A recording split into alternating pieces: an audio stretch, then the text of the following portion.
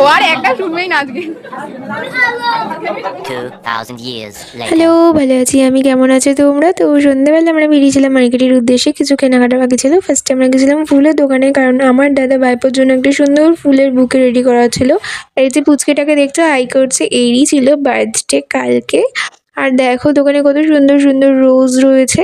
এই সেই দিনটা ছিল যেদিনকে আমরা মার্কেটে গেছিলাম, ছিল রোজ ডে। তোমরা কমেন্ট করে জানাও যে ফেব্রুয়ারি কত তারিখে রোজ ডে সেলিব্রেট করা হয়। অ্যান্ড আমাদের ফুলের কেনাকাটা হয়ে গেলে আমরা আরেকটা দোকানে চলে গেছিলাম কিছু থালা বাটি সামথিং কেনার জন্য। অ্যান্ড বাড়ির সে খাওয়া দাওয়া করে চলছিল মেহেন্দির আসর। আমি অতটা এক্সপার্ট না, তাও ট্রাই করেছিলাম। তোমাদের মেহেন্দিটা কেমন লেগেছে অবশ্যই কমেন্ট করে জানিও। আমি কেমন কতটা ভালো করতে পেরেছি কমেন্ট করে জানিও। অ্যান্ড সকাল সকাল ঘুম থেকে উঠে বসছিলাম, বাট সকাল সকাল হয়নি, মেহেন্দি করতে করতে রাত 12টা হয়ে গেছিলো। তো বৌদিটাকে তাড়াতাড়ি করে উঠে ব্রাশ করে ওপরে ছাদে এসে দেখি এইসব প্রস্তুতি চলছে। আর সবুজ ওটা মটরশুঁটির পেস্ট ছিল, যেটা দিয়ে মটরশুঁটির কচুরি। এবার অনেক তাড়াতাড়ি স্টান ফান করে রেডি হয়ে আমি চলে গেছিলাম রেডি করতে। অ্যান্ড একটা ছোট্টখাটো get ready with me video বানিয়েছি। অ্যান্ড অনেক তাড়াহুড়ো করে রেডি হয়ে আমরা চলে গেছিলাম পুজো দিতে, কারণ অনেকটা তাড়াহুড়ো ছিল, কারণ বেলা বাড়ছিল। আমার ভাইবোর ফ্রেন্ডসরা আসবে, তাদের মায়েরা আসবে, আমার বৌদিকে রেডি হতে হবে। তো অনেক তাড়াহুড়ো করে গেছিলাম। অ্যান্ড মন্দিরে পুজো দিতে গিয়ে দেখি তখনও পুরোহিত মশাই আসেনি।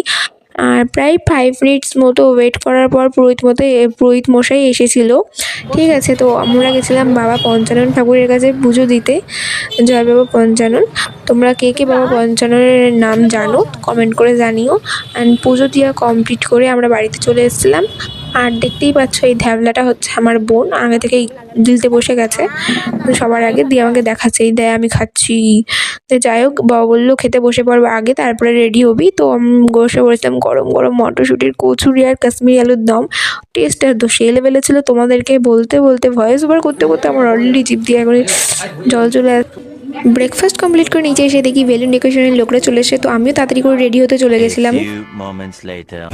হালকা পাতলা একটা টাচ আপ দিয়ে আমি রেডি হয়ে গেছি। তো আমার ফাইনাল লুকটা কেমন লাগছে অবশ্যই কমেন্ট করে জানিও।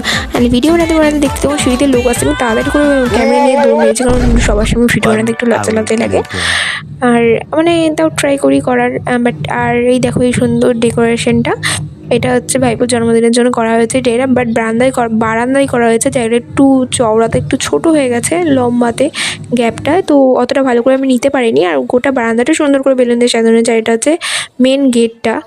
তো দেখতেই পাচ্ছ কত সুন্দর করে সাজাচ্ছে। আর এখন হচ্ছে বাবুর হচ্ছে কেক কাটিং, তোমরা ভিডিও দেখতে থাকো।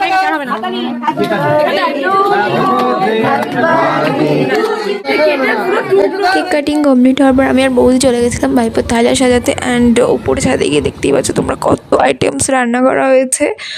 অ্যান্ড ওকে থালা সাজিয়ে বসিয়ে দেওয়া হয়েছে। ফার্স্টে কিছুর ফটো ক্লিকস করা হবে, এবার ওকে বলা হচ্ছে তোর যেটা পছন্দ তুই সেটা। ওকে ফার্স্টে বাঁ হাত দিয়ে এবার সবাই ওকে বলছে যে বাঁ হাত দিয়ে খাস না, দিয়ে বলছে এটা কি ডান হাত, ও সব জানে। বাট ও তখন মানে বাচ্চারা যা হয় আর কি। আর এই চাউমিনটা দেখছো, এই চাউমিনটা স্পেশালি ওর মাসি ওর জন্য নিজের হাতে রান্না করে এনেছে ভালোবেসে, কারণ ও চাউমিন খেতে খুব ভালোবাসে তাই।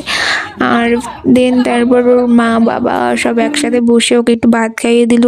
তারপর ঠাম্মা এসে বসে ওকে পায়েস খাওয়াতে যাচ্ছিল। বাট ওর রিয়াকশানটা তোমরা দেখো ওর কী অবস্থা। বাট ও অ্যাকচুয়ালি এরকম করছিল কারণ ও মিষ্টি জিনিস খেতে খুব একটা পছন্দ করে না, তাই ওর এরকম রিয়াকশান তোমরা দেখতেই পাচ্ছ কীরকম রিয়াকশান করতো। বারবার খালি ও চাউমিন তুলে খেতে লাগছে, শুধু ওর এত পছন্দ হয়েছে ওর মাসির হাতের চাউমিনটা।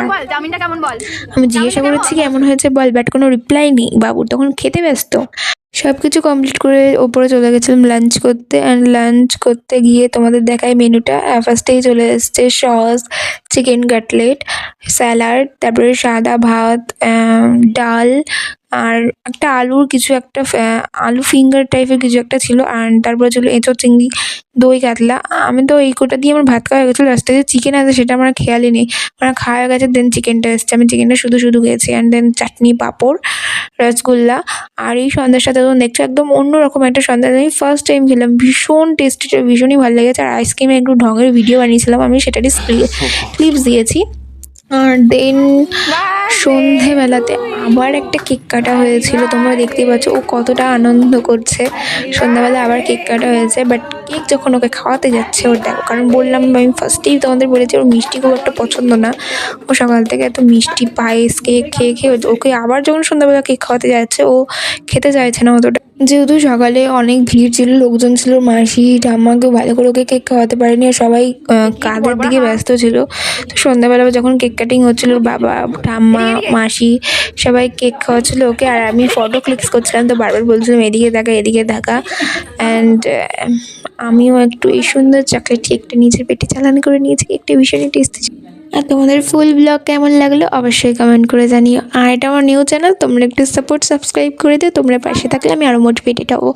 আজকের জন্য এটুকুই, চলো রাধে রাধে।